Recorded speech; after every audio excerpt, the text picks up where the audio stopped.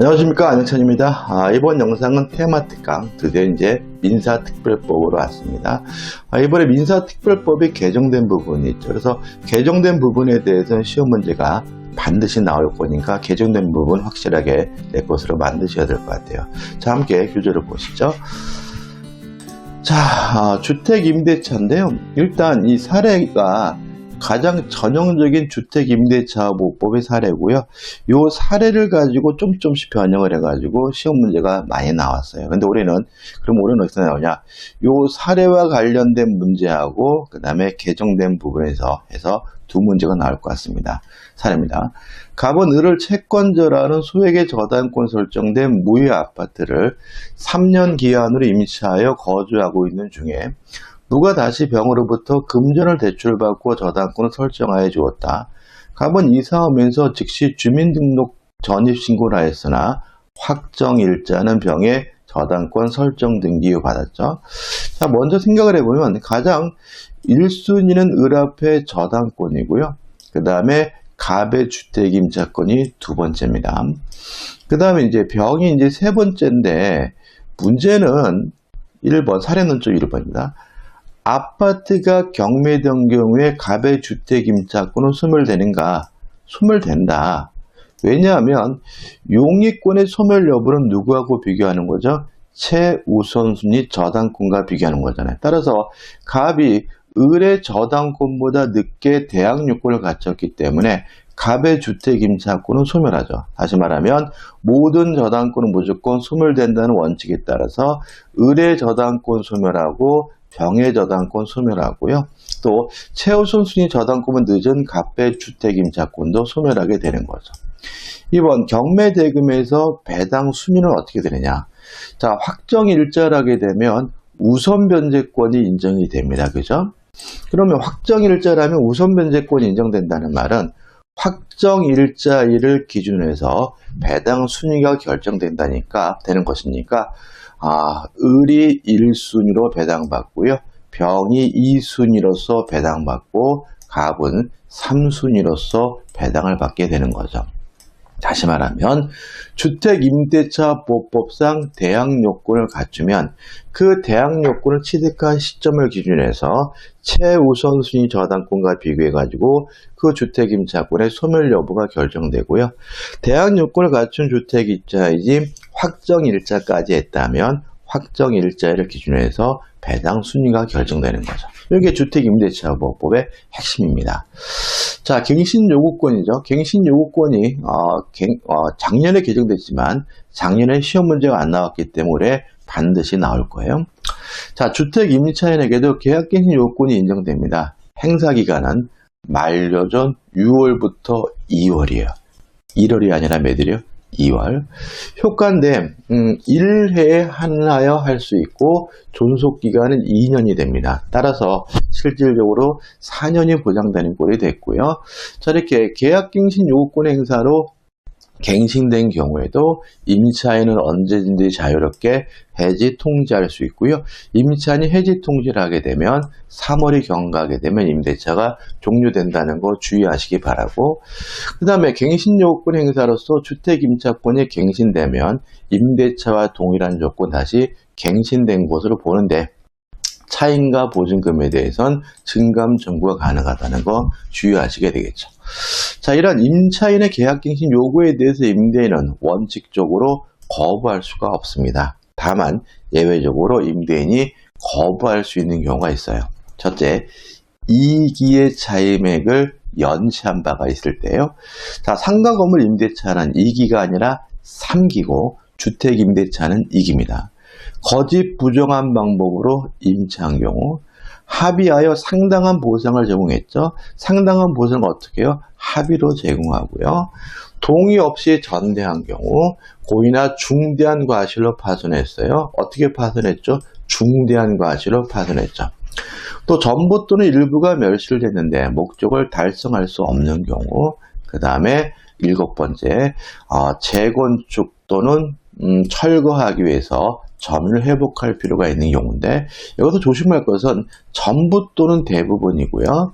계약 체결 당시 철거 또는 재건축 계약을 임차인에게 고지해야 돼요. 언제 고지합니까? 계약 체결 당시 고지해야 된다는 거 주의하셔야 되겠죠. 자, 여기까지는 상가 건물 임대차 보호법하고 똑같아요. 다른 점이 뭐냐면 2기지 3기가 아니다. 이것만 다른 거죠. 그 다음에 또 다른 게 뭐냐면 8이죠. 자, 상가 건물 임대차는 이런 규정이 없습니다. 그렇지만 주택임대차보호법은 임대인이나 임대인의 직계존속, 직계비속이 목적주택 실제 거주하려고 하는 경우에는 임대인이 임차인의 계약갱신 요구에 대해서 거부할 수가 있습니다.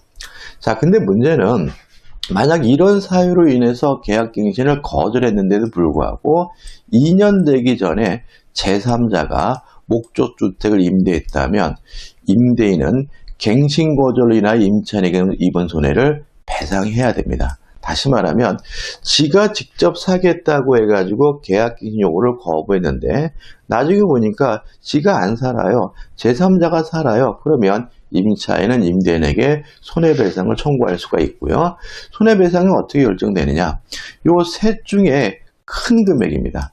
환산 월차임의 3개월치, 그 다음에 제3자에게 임대 얻은 환산 월차임과 갱신 거절 당시 환산 일차임의 차액의 2년치, 그 다음에 갱신 거절로 인하여 입은 임차인의 손해액이죠. 셋 중에 큰 금액이 손해배상액이 된다는 거 꼭 기억해 주시기 바랍니다.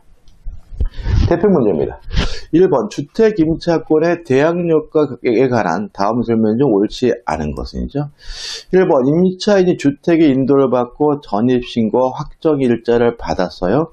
그러면 이 사람이 대항력을 취득하는 시점은 다음날 0시죠.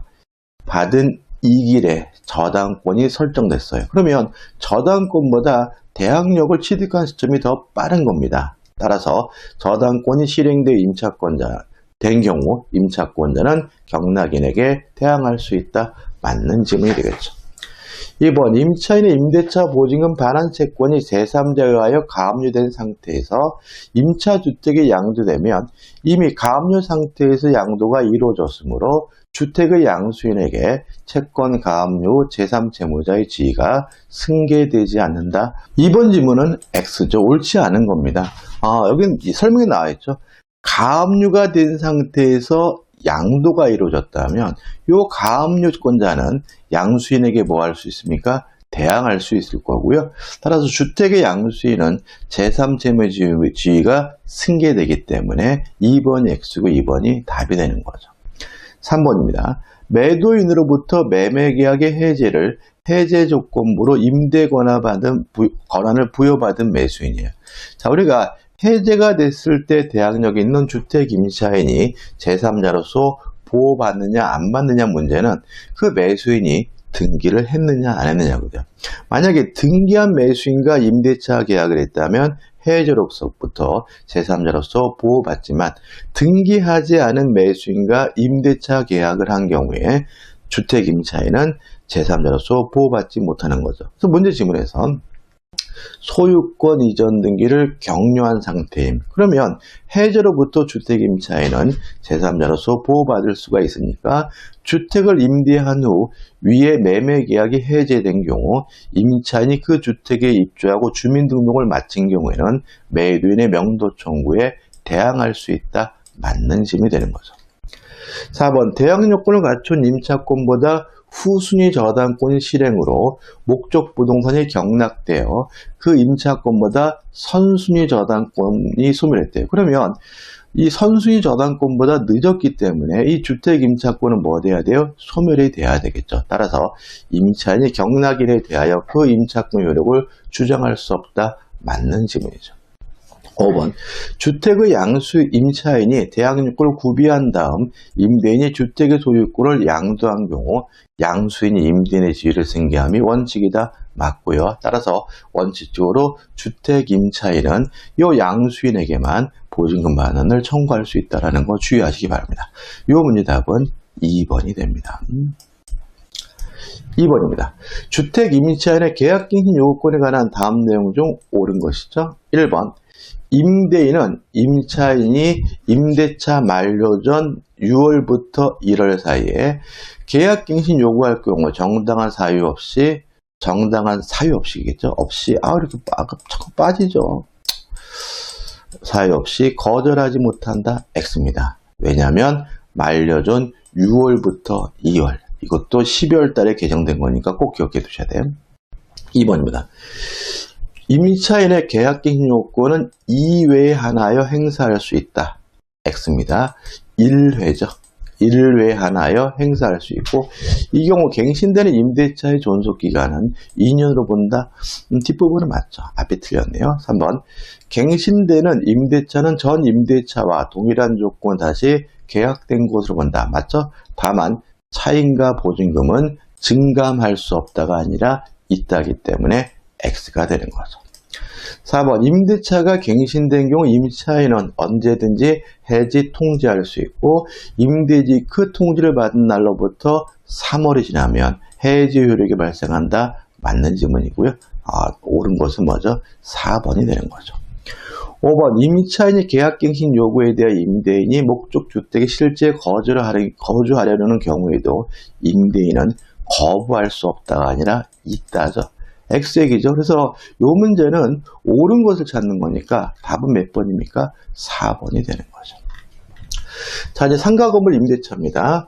을은 서울 소재 갑소유 상가 건물 보증금 1억 원, 월세 900만 원, 계약 기간은 10개월로 임대하여 사업을 시작하였고, 세무서에서 사업자 등록을 했어요.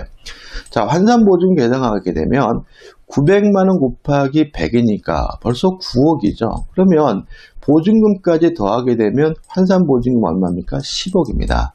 자, 서울 기준으로 9억을 초과하게 되면 상가 건물 임대차 보호법이 적용되지 않아요.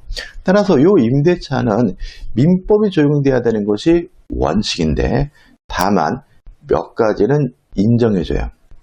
첫째, 사업자 등록을 신청하면 이길날 대항력은 인정해줍니다.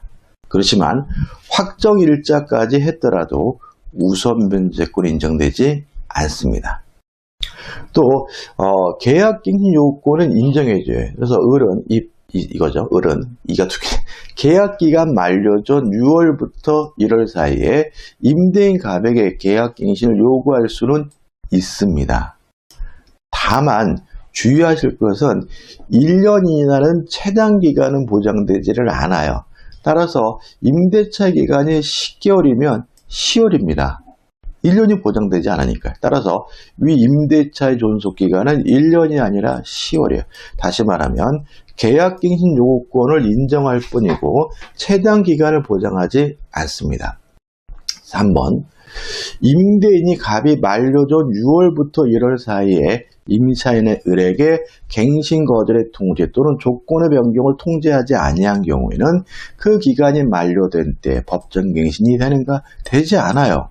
왜냐하면 이 법정갱신에 대해서는 민법 규정이 적용됩니다. 따라서 만료 후 상당한 기간이어야지 만료 전 6월부터 1월 사이는 아닌 거예요. 자, 그럼 여기서 우리가 9월 초과하는 경우에 상가 건물 임대차에서 인정되는 것이 뭐가 있느냐? 대항력은 인정해줘요. 그 다음에 계약갱신 요구권은 인정해줍니다. 그 다음에 하나 더 있어요. 차임을 2기가 아니라 3기를 지급하잖아요. 해지할 수 있다는 규정도 적용해줍니다. 그 다음에 권리금 보호 규정도 적용해줘요. 그렇지만 우선 변제권 인정해주지 않고요. 최단기간, 1년이란 최단기간 보장하지 않고요. 법정갱신도 민법 규정에 적용된다는 거 주의하시기 바랍니다. 자, 판례가 나오는데 이건 무슨 말이냐면 법정갱신도 10년을 초과할 수 없느냐 이런 얘기예요. 이게 무슨 말이냐면 자, 상가 건물 임대차의 경우에는 갱신 요구권은 10년 동안 할 수 있거든요. 그러면 법정 갱신되는 것도 10년 동안 할 수 있느냐. 이게 원래 이 판례가 갈 때는 5년이었는데 10년으로 이해하시면 됩니다. 요거에 대해서 우리 판례는 법정 갱신에 대해서는 적용되지 아니한다. 따라서 상가 건물 임대차의 법정 갱신은 10년을 초과해서도 인정되게 된다는 것이 우리 판례 입장입니다. 자, 두 번째 판례가 중요한데 2020년 9월 판례죠. 얼마 안 됐습니다. 그죠? 자, 이게 뭐냐 하면 이거 판례 때문에 이런 게 나올 수 있어요. 여러분들 보시면 좀 어지러우신가요? 지금 임대인이 목적주택에 실제 거주하려고 하는 경우에 주택 임대차의 경우에는 계약갱신 요구를 임대인이 뭐 할 수 있어요? 거부할 수 있었거든요. 근데 상가 건물 임대차에는 이런 내용이 없습니다. 그러면 만약에 임대인이 실제로 그 상가를 인수해서 직접 사업을 하려고 할 때 그때 계약갱신 요구에 대해서 거부할 수 있느냐, 이게 문제가 되는데 우리 판례는 법에도 규정이 없고 정당한 사유라고 볼 수도 없기 때문에 할 수가 없다는 것이 우리 판례 입장입니다. 2번입니다. 임대인이 스스로 영업할 계약인이라는 이유만으로 임차인 유소나 신규 임차인 되려는 자와 임대차 계약을 체결할 거절할 경우 상가 건물 임대차 보호법에 어쩌조해서 정당한 사유 있다고 볼 수는 없다. 다시 말하면 계약갱신 요구 거절 사유도 아니고요. 두 번째, 권리금 보호 규정의 예외 사유도 아니라는 거죠. 그래서 임대인이 스스로 영업하겠다는 이유만으로는 임차인의 계약갱신 요구에 대해서 거부할 수 없고요. 또 권리금 보호 규정인 신규 임차인이 주선한 신규 임차인과의 임대차 계약도 뭐 할 수 없습니까? 거절할 수 없다는 거 꼭 기억해 두시기 바랍니다. 대표 문제입니다. 이 상가입니다. 앞에. 상가 임차인의 계약갱신 요구를 거절할 수 있는 경우가 아닌 거죠. 기억 아닙니다. 왜냐하면 상가는 2기가 아니라 3기니까요. 니은 아닙니다. 상당한 보상은 상당한 쌍방 간의 합의가 있어야 되거든요. 따라서 일방적으로 상당한 보상을 제공한 경우는 아닙니다. 디귿번, 임차인이 임대인의 동의 없이 목적 건물 중 일부를 전대한 경우 맞죠? 리을번 아닙니다. 임차인이 임차한 건물의 전부 또는 일부를 고의나 과실이요? 과실로 파손, 과실이 아니라 뭐 해야 되면 중대한 과실이어야 됩니다.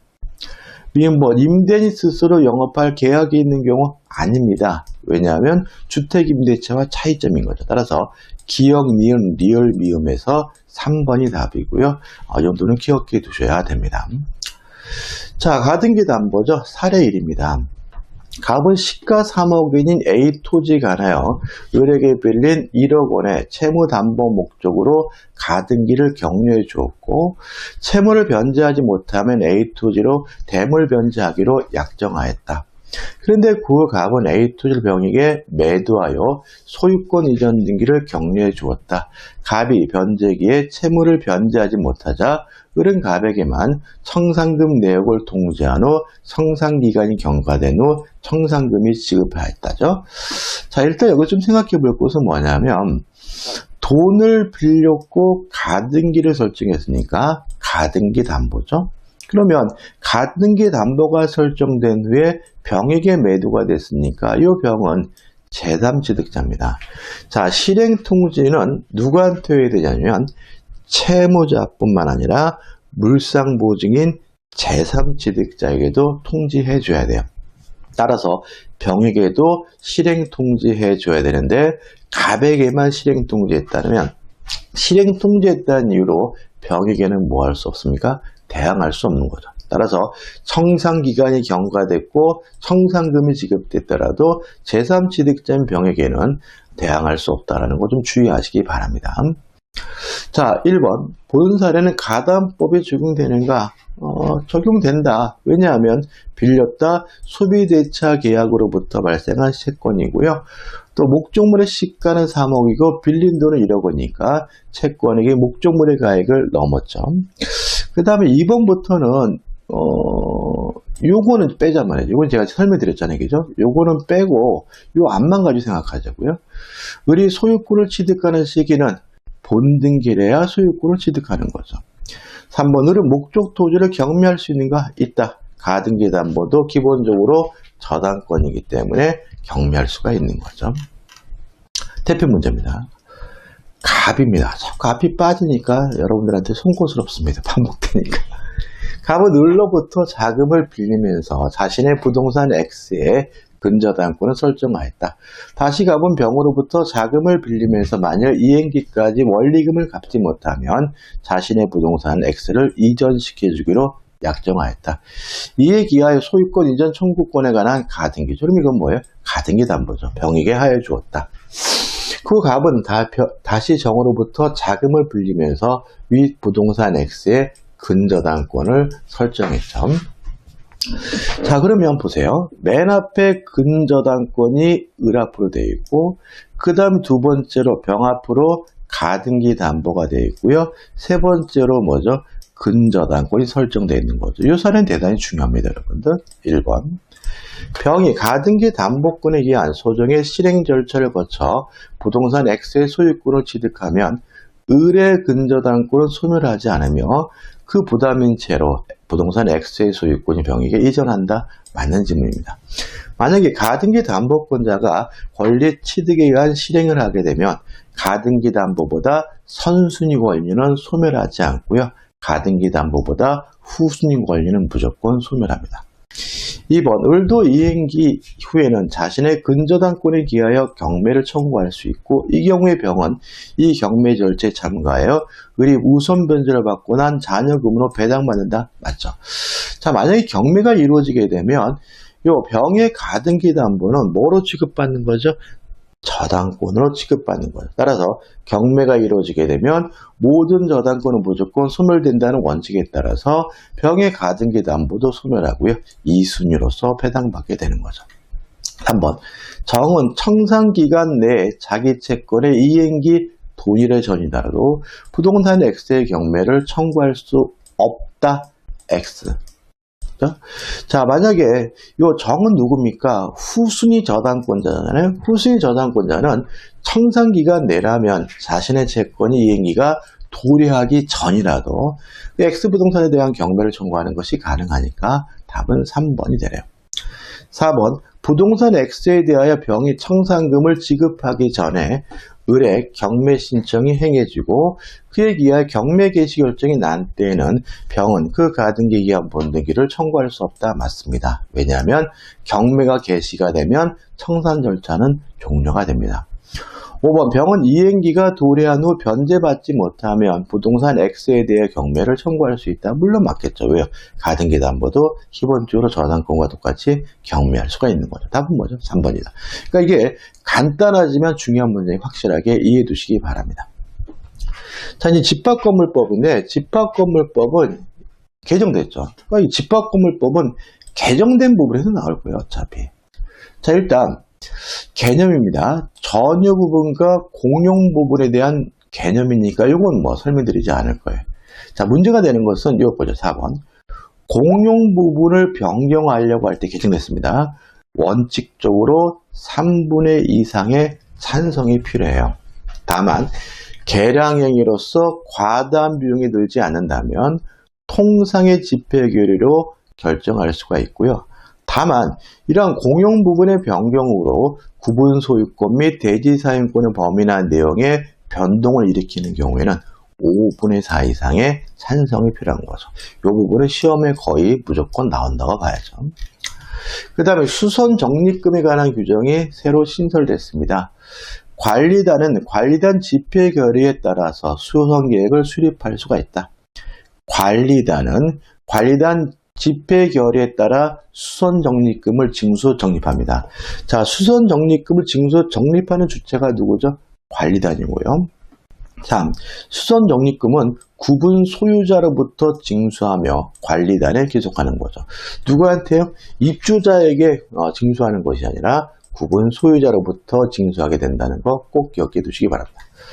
그 다음에 관리인 선임 신고 제도가 신설됐습니다. 구분 소유자가 10명 이상이면 관리인을 선임해야 되고요. 전유 부분이 50개 이상이면 관리인으로 선임된 자는 소관청에 신고해야 된다는 거 기억해 두셔야 됩니다. 자, 임시관리인이라는 제도가 신설됐습니다. 만약에 관리인이 없어요. 그러면 구분 소유자 등 이해관계인은 법원에다가 임시관리인 선임을 청구할 수 있습니다. 자, 임시관리는 언제 선임합니까? 관리인이 없을 때죠. 그러면 임시관리는 뭐 하느냐? 2번. 임시관리는 선임된 날로부터 6개월 이내에 관리인 선임을 위하여 관리단 집회 또는 관리위원회를 소집해야 합니다. 자, 회계감세가 하는 부분도 신설해 놨는데 요게 나오더라도 답이 되지는 않을 것 같아요.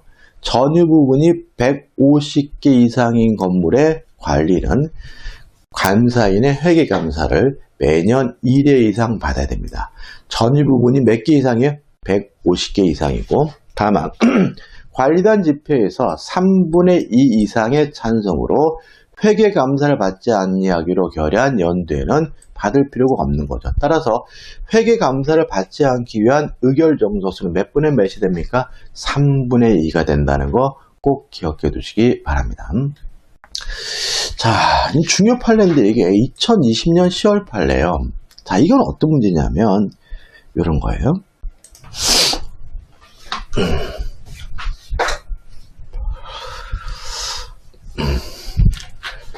자, 갑과 을과 병이 공유하고 있는데 각 지분이 3분의 1이에요.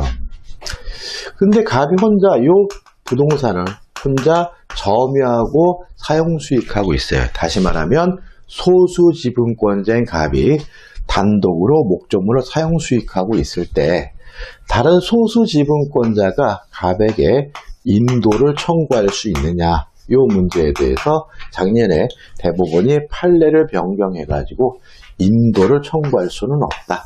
다만 방해 행위 등에 대한 정지 등을 청구할 수는 있다라고 판례를 변경했죠. 이것이 집합 건물의 공용 부분에도 뭐예요? 적용된다는 겁니다. 따라서 결론 보시면, 자,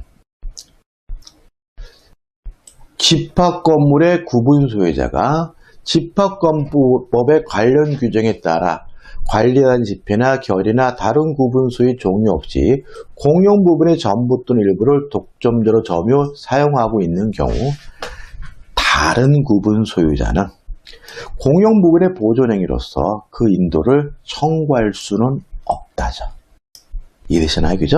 자, 소수 지분권자가 공유자 중 1인이 점유하고 있을 때는 그 인도를 청구할 수 없다는 그 판례 변경 사항이 집합 건물의 공용 부분에도 준용이 된다는 거죠. 따라서 구분 소유자 일부가 독점적으로 공용 부분을 사용 수익하고 있더라도 다른 구분 소유자는 그 인도를 청구할 수는 없다라는 것이 우리 판례 입장입니다. 중요합니다, 이것도. 그러니까 결국은 우리가 개정된 부분하고 이 판례가 시험에 나올 거라는 거죠. 집합 건물의 구분 소유자가 정당한 이유 없이 공용 부분의 전부 또는 일부를 독점적으로 점유 사용하고 있다면 다른 구분 소유자는 공용 부분의 보존행위로서 그 인도를 청구할 수가 없다. 까지만 기억하고, 방해 제거 이런 것들을 기억하면 헷갈리니까 이 정도까지 꼭 기억해 두시기 바랍니다.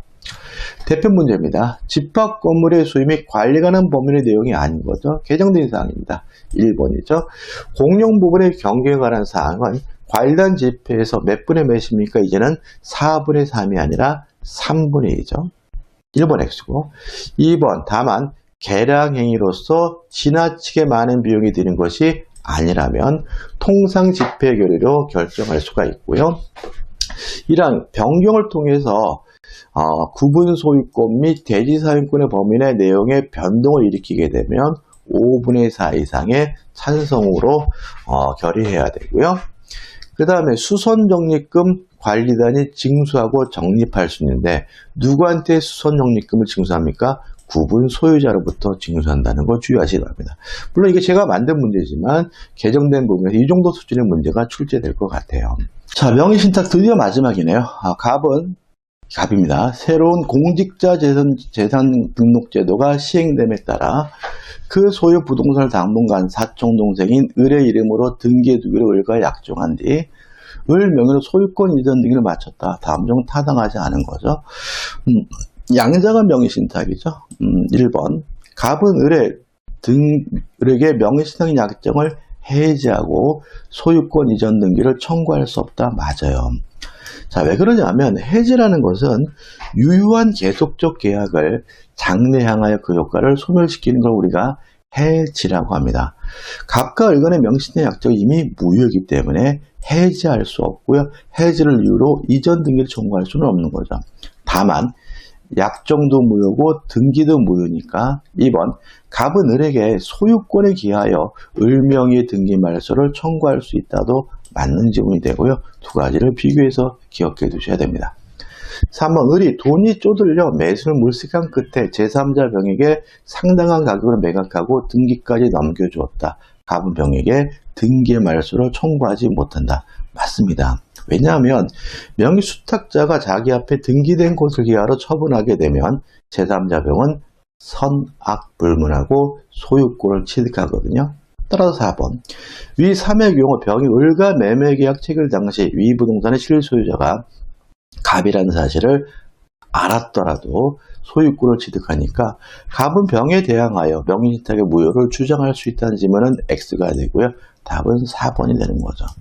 다음은 병이 소유권을 취득하지 못하는 경우가 있죠. 아는 것을 넘어서 적극 가담한 경우죠. 5번 만약 병이 소문을 듣고 을을 찾아 을에게 부동산의 매도를 적극적으로 권유하여 등기를 마친 것이라면 병은 소유권을 취득하지 못한다. 맞는 지문이죠. 답은 4번입니다. 2번입니다. 갑은 을 소유 부동산을 매수하려고 마음먹고 다만 세금관계 등의 이유로 인척인 병의 이름 빌려 병 앞으로 소유권 이전 등기를 해주기로 병과 합의했어요. 명의신탁 약정을 했네요. 을에게 이러한 사정을 이야기해 을과 위 부동산을 매수하는 매매계약을 체결하여 병 명의로 소유권 이전 등기를 마쳤다. 다음 중 타당하지 않은 거죠. 3장은 명의신탁이죠. 여러분들. 그죠? 다시 말하면 갑이 을과 만나가지고 매매 계약을 하고 병과 만나가지고 명의신탁 약정을 하고 그 약정에 의해서 매도인인 을에서 병으로 직접 등기가 이루어졌다면 3자간 명의신탁 또는 뭐가 되는 거죠? 중간 생략형 명의신탁이죠. 물론 약정도 무효고 등기도 무효입니다. 근데 3자간 명의신탁에서 항상 조심해야 될 것은 뭐냐면 갑과 을 간의 매매 계약은 뭐하다는 얘기죠? 유효라는 얘기죠. 자, 병의 등기가 무효이기 때문에 매도인 을에게 뭐가 있습니까? 소유권이 있는 상태고요. 갑과 병 간의 관계가 무효이니까 갑이 병에 직접 이전 등기해달라 청구할 수는 없는 거예요. 다만 매매 계약이 유효하므로 갑은 을에 대해서 뭐가 있습니까? 이전 등기해달라 요구할 수 있는 채권이 있는 상태이므로 그 채권을 근거로 해서 을을 대의해서 병의 등기를 말소시킨 후 이전 등기를 받으면 소유권을 취득할 수 있다는 거 주의하셔야 되겠죠. 자, 그럼 이제 1번 갑병 간의 명의신탁 약정은 무효다. 2번 병은 부동산의 소유권을 취득할 수 없다. 약정도 무효고 등기도 무효니까. 3번 을은 병에 대하여 소유권 이전 등의 말소를 청구할 수 있다. 왜요? 병의 등기가 무효라면 을에게 소유권이 있으니까. 4번 갑을 간의 매매계약은 무효이다. X죠? 답은 4번입니다. 매매계약은 유효한 거죠. 따라서 5번. 또 D가 또 5번. 갑은 을을 대유하여 병에 대하여 그 소유권 이전 등의 말소를 청구할 수 있다. 5번은 맞죠. 3번입니다. 갑은 을 소유 부동산을 매수하려고 마음먹고 세금관계 등을 이유로 인적인 병의 이름을 빌리고 병과 합의한 뒤 병에게 매매 대금을 주어 병이 을과 부동산을 매수하는 계약을 체결하고 병 명의로 소유권을 마쳤다. 이때 을은 매도인은 갑병 간의 명의신탁 약정이 있다는 사실을 알지 못하였다. 다음 중 타당하지 않은 거죠. 자, 계약 명의신탁이고요. 매도인이 선입니다. 그럼 어떻게 됩니까? 갑과 병 간의 명의신탁 약정은 무효입니다. 그렇지만 병 앞에 이루어진 등기는 유효하기 때문에 병은 확정적으로 소유권을 취득하는 거죠. 다시 말하면 계약 명의신탁이고 매도인이 선이라면 이전 등기는 유효한 거죠. 1번 을병 간의 매매 계약은 유효하고 병명의 소유권 이전 등기도 원인 무효 등기가 아니다. 등기는 유효합니다. 2번 갑병 간의 명의신탁 약정은 유효하다. X죠. 명의신탁 약정은 변함없이 무효인 거죠. 따라서 병이 확정적으로 소유권을 취득하기 때문에